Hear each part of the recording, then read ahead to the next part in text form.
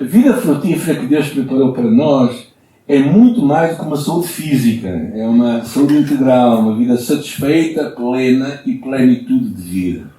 Jesus disse em João capítulo 10, né? É interessante o tema de hoje, que é a última sessão, que diz: irá Deus curar? Não é pode Deus curar, porque isso já está resolvido, certo? Ou não? Sim. Alguém tem dúvidas quando é este assunto? Se Deus pode curar? Não. A pergunta às vezes é se Deus me vai curar mesmo, como eu estou a pensar e como eu estou a buscar a Deus. E Jesus falou: eu vim para que tenham vida e vida com abundância. A palavra abundância é que nós pensamos que é vida eterna. E falámos só na questão do tempo, que ela vai durar para sempre. Mas a vida abundante é muito mais do que vida com muitos anos. É uma vida com abundante. Significa de modo abundante. Ou em excesso, digamos assim. E isto vem por um relacionamento com Deus. Um relacionamento que tu e eu precisamos ter com Deus. Por isso hoje vamos tentar fechar o tema. E eu espero que de alguma forma Deus traga algumas luzes para vós. Porque para mim é interessante quando começo a pensar neste tema e eu percebo que o Deus não é um Deus do Novo Testamento. Deus é um Deus de sempre. E um dos episódios que Deus trouxe à minha memória foi o episódio de um homem chamado... onde é que ele está? Aí em cima, vocês podem ajudar, por favor? Naamã. É muito interessante porque antes de entrarmos neste tema, se calhar eu gostaria só de relembrar umas coisas. Que Jesus, quando veio à Terra, ele curou muita gente, mas ele não curou todos. Agora não vamos entrar na questão de porquê ou não porquê, mas na igreja primitiva encontramos muitos milagres, coisas extraordinárias. Cegos, coxos, histórias incríveis. A Bíblia fala do dom de cura no Novo Testamento. Um dom que é exercido nos dias de hoje, ainda que às vezes não vemos tanto exercício como se calhar deveríamos buscá-lo e vê-lo. Mas ao mesmo tempo também a doença era algo comum, normal, vamos dizer assim, na igreja primitiva. Encontramos pessoas doentes na igreja primitiva. Encontramos Epafrodito, que esteve às portas da morte, mas que entretanto foi curado. Encontramos Trófimo, que não conseguiu viajar por causa de uma doença. Encontramos outros sinais. Mas mesmo assim, claramente isto deve trazer a nós uma expectativa de que, e uma certeza. Quando eu falo expectativa, é uma certeza de que Deus está a agir hoje como agiu naqueles dias, e por isso Ele quer agir na nossa vida também. Mas para mim é interessante pensar no Velho Testamento e usar este caso de Naamã como um exemplo de como o Deus age ao longo da história. Não é? Vamos antes de contar a história de Naamã, preciso da vossa ajuda. Quem era Naamã? O comandante Ciro. Era um homem, um comandante do exército do rei da Síria, um homem importante, um herói de guerra, respeitado por todo o seu povo e todo o seu país. Mas havia uma coisa com ele que ele tinha, e ele era leproso. Leproso era uma doença muito comum então, hoje ainda existem alguns resíduos, mas lepra era algo que tornava as pessoas realmente bastante vulneráveis e normalmente aliadas de comunhão e de convívio com os outros. Na sua casa vivia uma menina, judia, escrava. Mas alguém que acreditava que na sua terra, aquela escrava era uma judia, acreditava que na sua terra havia um Deus e havia um profeta que podia curá-lo.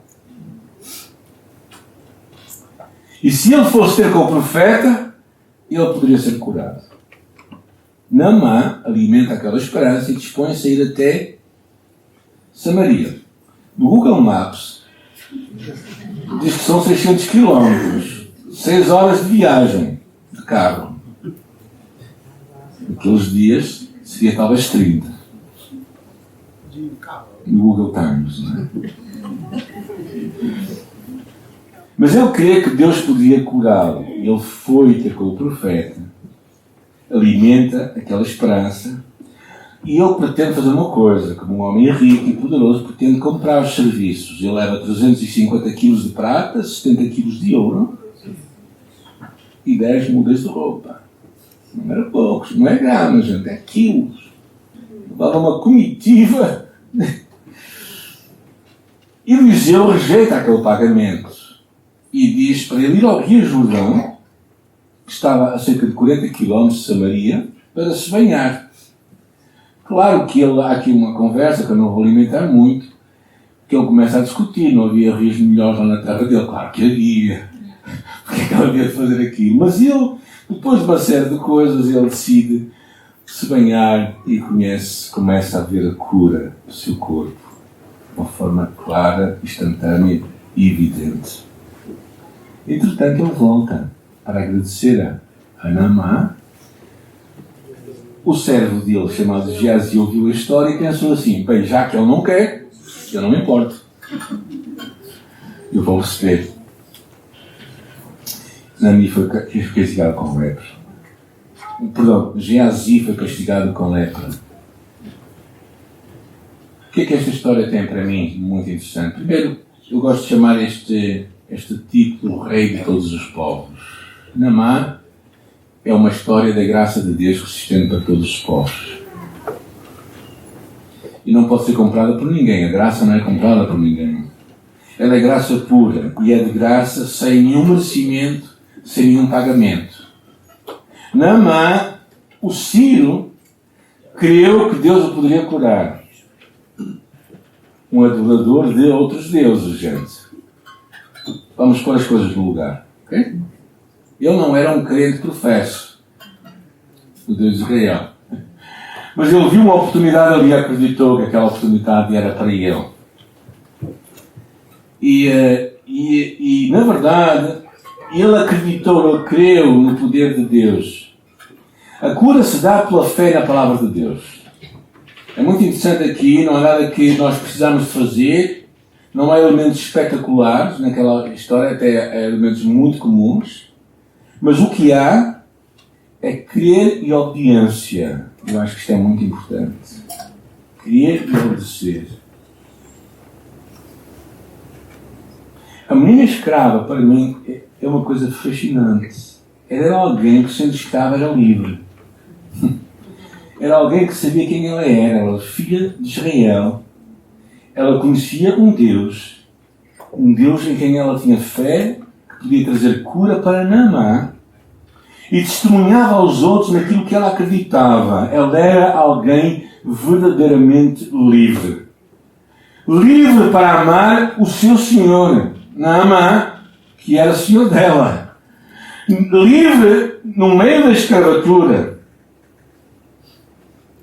no meio da sua situação de escravatura, e livre para ser grata e para fazer o bem e não para se miserabilizar, ou seja, viver uma vida de miséria.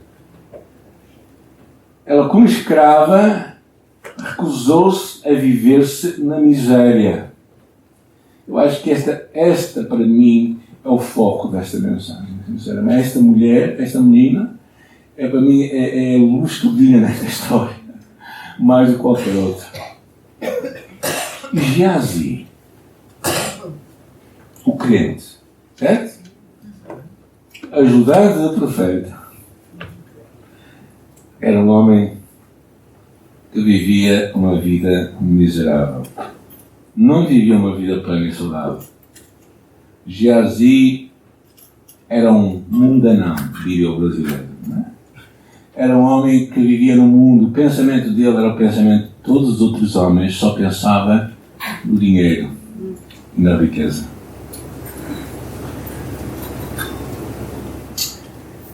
Então esta história mostra que a história do Deus que age na vida de pessoas, não só do seu povo, mas daqueles que estão além do seu povo, é o Deus que sempre agiu em toda a história. Nós temos falado um pouco acerca disto. Eu gostei imenso de ler esta lição número 8, porque uma das coisas que nós percebemos e voltamos a isto é que, na verdade, o grande desafio que nós temos é como podemos ser um filho de Deus espiritualmente vivo que habita num mundo não redimido ou num mundo não restaurado. Falamos acerca dos efeitos da queda, no pecado de Adão. Os nossos espíritos foram completamente revertidos. Ou seja, o nosso espírito, aquilo que nós somos como espírito, o âmago do nosso ser, voltou à vida enquanto nós estávamos mortos. Se alguém está em Cristo, nova criatura é, as coisas velhas já passaram, tudo se fez novo. Ou seja, a parte do nosso espírito foi completamente redimida. Eu acredito que a parte da nossa alma, nós já vimos também, a parte das nossas emoções, mente e vontade, podem ser revertidos. Às vezes não é de uma forma assim, mas é uma forma em que tu e eu cooperamos com Deus na renovação da nossa mente, em não andarmos na carne, em fazermos boas escolhas e sermos responsáveis por transformarmos a nossa forma de pensar. Ou seja, não nos deixarmos, não sermos uma pessoa livre, mas com mentalidade de escravo. E quanto ao nosso corpo? Bem, ainda mantemos o mesmo corpo anterior? Verdade, não? Estamos talvez a ficar um pouco mais velhos. Mas, claro, à parte de podemos fazer escolhas saudáveis, porque somos filhos de Deus e por isso não temos que viver escravos do que quer que seja. Mas podemos também fazer outras escolhas, uma forma como nós nos alimentamos, como descansamos, como vamos colher benefícios disso, ao mesmo tempo que nós esperamos a redenção do nosso corpo. Mas também, neste entretanto, no que diz respeito à questão da cura, nós também podemos acreditar que o nosso Deus pode vir e intervir em nossa vida. E a Bíblia fala, em 1 Coríntios capítulo 12, por exemplo, versículo 28, dos dons de curar, dos dons de fazer milagres. E por isso a cura deveria ser algo que todo crente deveria buscar com fé. Tiago fala acerca disso, não é? Tiago, capítulo 5, diz: se alguém está doente, se alguém sofre, antes de chamar os presbíteros, ora. A primeira coisa é a pessoa orar. Às vezes nós temos um evangelho muito terceirizado. Ou seja, nós responsabilizamos as pessoas e cada um de nós tem que ser responsável pela sua vida, pela sua caminhada com Deus. Ao mesmo tempo que vivemos em comunidade e devemos aproveitar o trabalho da comunidade de fé com os quais nós vivemos. Não é? Mas a cura é algo que nós devemos buscar. Mas a pessoa é a primeira responsável e a pessoa também deve ser ela a pedir ajuda. Deve ser ela a buscar ajuda. E a Bíblia fala, é interessante que ele nos dá 8 pontos que eu achei muito interessantes. Quando nós estamos a viver uma situação crónica em nossa vida. Eu encorajo-vos a ver, eu vou só passar muito rapidamente, porque no livro fala acerca disto. Acerta-te com Deus, tudo o que pode, ou seja, confessa o teu pecado. Há muitas vezes que nós temos doenças em nossa vida, resultado do nosso pecado. E isso pode ser anulado na altura em que nós confessamos o nosso pecado e nos voltamos para Deus. Segue as instruções de Tiago 5, versículo 13 a 16. Terceira coisa, compromete a renovar a tua mente, ou seja, a pensar como Deus quer que tu penses. Há muita gente que é curada, mas continua a viver. Eu acredito, sinceramente, na oração sincera de um alcoólico que tem um encontro com Deus numa noite e que diz: eu quero mudar a minha vida. Eu acredito que ele, naquele dia, está plenamente sincero, mas ele tem um problema, claro. É um problema na sua carne, não é um problema no seu espírito. Na altura em que ele confessa o seu pecado, ele tem um problema no seu espírito, que é, ele tem uma forma de pensar que o vai continuar a levar ao mesmo pecado de sempre, a menos que ele mude a sua forma de pensar. Ou seja, aquilo que o levou a pecar no álcool, ele vai voltar lá outra vez, a menos que mude a sua forma de pensar. Procura alguém com dom genuíno de cura. Faz tudo o que puderes para cuidar do teu corpo. Isto aqui, cada um é que tem que fazer por si, gente, está bem? Consulta um médico, faz parte de uma comunidade de amor, ou seja, de uma igreja local, no qual tu podes pedir ajuda e tu vais ser abençoado, e confia a tua vida a Deus e à sua perfeita sabedoria. Então, eu gostaria de terminar com algumas passagens que eu acho que são, de alguma forma, simbólicas do Novo Testamento também. Nós não podemos evitar de falar delas também. E a primeira delas é aquela que está lá em 2 Coríntios. Temos, porém, este tesouro em vasos de barro, para que a excelência do poder seja de Deus e não de nós. Em tudo somos atribulados, mas não angustiados, perplexos, mas não desanimados, perseguidos, mas não desamparados, abatidos, mas não destruídos, trazendo sempre por toda a parte a mortificação do Senhor Jesus Cristo no corpo, para que a vida de Jesus se manifeste também no nosso corpo. E assim nós que vivemos estamos sempre entregues à morte por amor a Jesus, para que a vida de Jesus se manifeste também na nossa carne mortal. E por isso não desfalecemos, ainda que o nosso homem exterior se corrompa, o interior se renova dia em dia.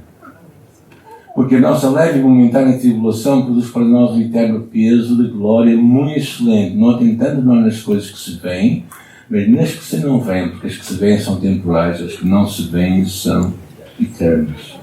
Há muitas lições aqui, mas claramente percebemos o grande dilema do apóstolo Paulo. Acreditava que a vida de Cristo estava no seu corpo, mas ao mesmo tempo ele também sabia os desafios que ele tinha à sua frente. As angústias que ele passava, a tribulação, a perplexidade, ele fala, a perseguição, o abatimento. Era algo que ele não podia evitar. Até mesmo ele dizia, nós estamos entregues à morte. Ou seja, nós a todo momento podemos morrer por amor a Jesus. Mas ele também ele começa a falar algo muito interessante. Ele diz que, mas não desfalecemos. Ou seja, ele não entrega as cartas, ele não desanima, ele não desiste. Ele não desiste, não é? Porquê? Porque ele acreditava que ainda que o nosso corpo, se de alguma forma possa mostrar claras evidências de que nós não estamos a ficar mais jovens, não estamos a ficar com mais energias, mas ele não se entrega a isso, porque ele acredita que Deus realmente há algo muito maior a acontecer cá dentro de nós. Por isso eu acho que verdadeiramente eu tenho visto gente que tem passado tempos muito difíceis na sua vida, mas que tem uma fé viva em Jesus muito maior que tu e eu. Tivemos há pouco tempo um sinal de alguém que esteve entre nós, cujas evidências claras de que cria em Jesus, acreditava no poder de Deus para curar até o último momento, era a nossa irmã Rosângela. Aqueles que a conheceram viram a sua gratidão, a sua fé, a sua perseverança com Jesus. Viram a sua renovação da sua vida interior. Viram como Cristo se manifestava nela. Porém, no entanto, Deus decidiu que ela não fosse curada. É a forma como eu leio. Desculpem. E não acredito que seja por falta de fé, não acredito que fosse por falta de pecado na vida dela, não acredito que fosse por falta de busca. Ela até o último momento, até às poucas semanas antes de morrer, ela acreditava. E ela buscou. E nós vimos com os nossos olhos a forma como a fragilidade da sua vida, ela foi tomada pela fragilidade de vida. Mas não o seu espírito. O seu espírito continuava fresco em Jesus, confiante em Jesus, forte em Jesus. Vasos de barro. Mas a expectativa vai muito além desses vasos de barro.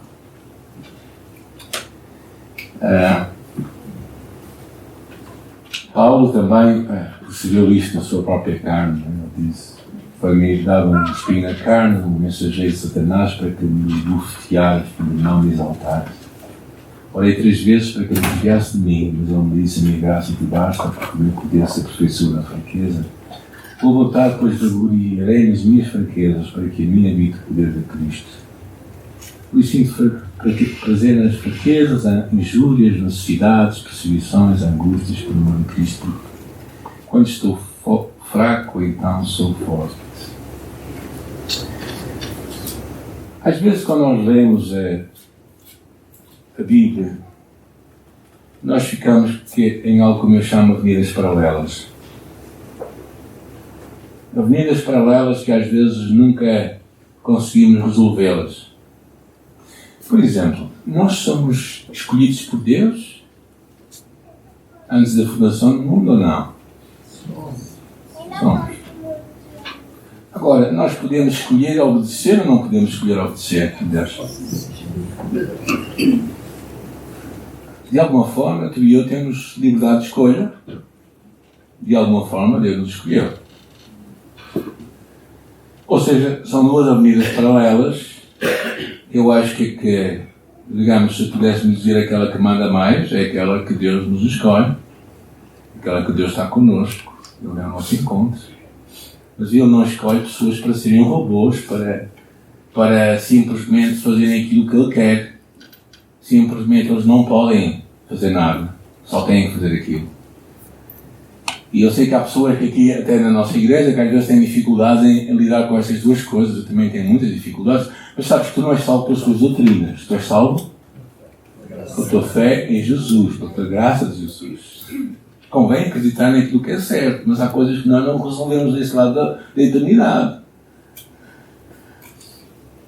Uma coisa que nós acreditamos, claramente, é que Deus quer curar. E acredito que há uma obra que foi feita na cruz. Mas também não posso deixar de ver que há pessoas que não são curadas por Deus. Pessoas têm fé, têm confiança, mas ao mesmo tempo isto não me deveria fazer enfraquecer ou desanimar ou entregar as cartas, vamos dizer assim, ou basicamente desistir da vida, ou dizer, bem, é agora que eu vou, e começamos um período em que nós nos vamos afastar de tudo e de todos e começamos a decair, a fazer a nossa vida miserável, a vida toda tendo à nossa volta miserável. Eu acredito que um filho de Deus pode escolher ser forte até ao último momento e acreditar em Jesus até ao último momento. E é como que um dilema que eu acredito. Se calhar alguns de nós estamos a passar por crise de saúde em nossa vida, e um dilema é que nós podemos basicamente nos rendermos a isso e desistirmos, ou então uma altura em que nós dizemos, bem, eu vou continuar à procura de Deus, vou continuar a crer e a esperar. E buscar de Deus. Também na nossa vida pessoal, não é? Nós às vezes passamos crise em nossos relacionamentos matrimoniais, passamos crise em nossos relacionamentos, pode ser até com outras pessoas, e às vezes nós podemos ou simplesmente entregarmos as cartas e desistirmos daquilo, ou podemos dizer, eu vou lutar, eu vou esperar de Deus, eu vou acreditar que Deus tem algo mais para mim, e vou esperar até ao último momento, porque Deus é capaz de fazer isso, não é? É interessante que o apóstolo Paulo, no meio de todas as coisas, no meio de tantas dificuldades, ele consegue afirmar uma coisa interessante, que é, posso todas as coisas em Cristo que me fortalece. Agora, este versículo é muito mal interpretado por muitos de nós. Quando nós falamos, posso todas as coisas, nós pensamos que estamos a dizer que podemos sempre viver em vitória, mas também o que ele está a dizer é que mesmo naquilo que pode ser derrota, ou dificuldades, ou luta, ou abatimento, ou o que quer que seja, nós podemos todas as coisas em Cristo que nos fortalece. Ou seja, podemos ter uma outra expectativa. Por isso, nós queremos terminar como eu acho que devemos terminar, que é Romanos capítulo 12, que diz, rogo-vos, pois, irmãos, pelas compaixões de Deus, que apresenteis os vossos corpos em sacrifício vivo, santo e agradável a Deus, que é o vosso culto racional, e não vos conformeis com este mundo, mas transformai-vos pela renovação da vossa mente, para que possais experimentar a boa, agradável e perfeita vontade de Deus. Isto tem tudo a ver contigo e comigo. Primeiro, és tu que tens que apresentar o teu corpo a Deus. Não sou eu. Apresentei os vossos corpos em sacrifício vivo, santo e agradável a Deus. Ou seja, é uma oferta que nós fazemos a Deus. Dizer a Deus, Senhor, eu estou aqui, este é o meu corpo, é o tabernáculo que tu me deste temporário, mas depois também diz outra coisa interessante. O versículo 2 fala da nossa alma. E não vos conformeis com este mundo, mas transformai-vos pela renovação da vossa mente. Ou seja, pensai como eu quero que vocês pensem. Transformai-vos pela renovação da vossa mente. Ou seja, deixai que o vosso entendimento, a vossa mente, pense como Deus quer que nós pensemos. É aquilo que eu quero que nós paremos. Às vezes nós vivemos vidas muito a correr e não ouvimos Deus falar connosco. Quando ouvimos Deus falar connosco, quando fazemos uma escolha que não é a escolha de Deus, quando vamos num caminho que não é o caminho de Deus, nós simplesmente esquecemos e seguimos o nosso caminho. Se tu pedes a Deus, Senhor, orienta-me se o dia de amanhã está envolvido nisto ou não. E se Deus fala uma coisa que nós não gostamos, nós dizemos, isto não deve ser de Deus. Mas a ideia-chave da vida cristã é ouvirmos Deus falar connosco. A coisa mais simples é tu de manhã, quando estás ainda na tua cama, eu faço isso todas as manhãs, não é? Olhar para Deus e dizer assim, estou aqui, apresento a minha vida hoje, um dia mais, para viver o que tu queres. Não é? Para ouvir os sussurros do teu Espírito, para ouvir aquilo que tu falas comigo e estar disposto a mudar a minha vida, estar disposto a fazer boas escolhas, a obedecer a Deus. E diz que quando nós transformamos a nossa mente, nós podemos experimentar a boa, agradável e perfeita vontade de Deus.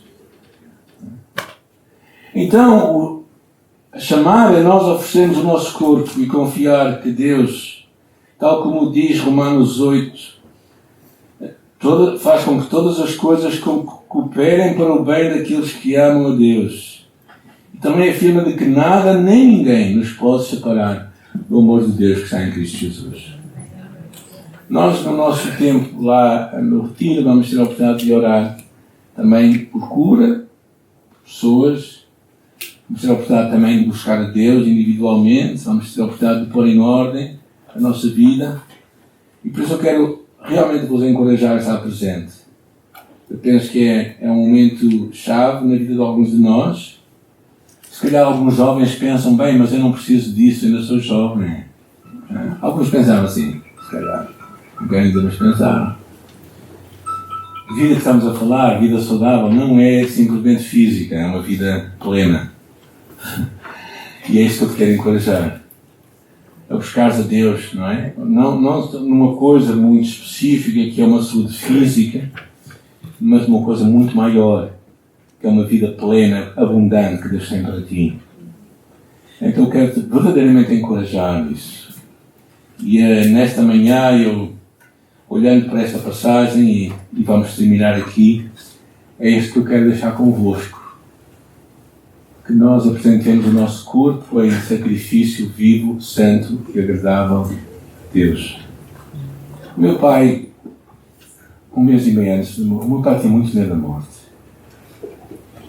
Às vezes as pessoas perguntam-me se o meu pai era crente. Eu digo, acho que só Deus é que sabia realmente. O meu pai tinha muito medo da morte. E ele teve vários cancros. E Deus sempre permitiu que ele fosse ultrapassando, sendo curado. E no último deles, aos 86 anos, ele estava lá no hospital, eu fui para uma UPO e fizemos uma análise de tudo. E ele, depois daquilo tudo, ele olhou para mim e disse: Paulo, eu vou ficar bom, não vou? Eu olhei para ele nos olhos e lhe disse a coisa que mais me gostou na vida, na minha conversa com ele, foi: o pai vai morrer. Tenha a sua vida em ordem com Deus e com as pessoas. O meu pai olhou para mim, não disse nada, ficou calado. E a nossa vida realmente está nas mãos de Deus. Eu não percebo porque é que Deus leva gente boa e deixa gente que nem é grande coisa.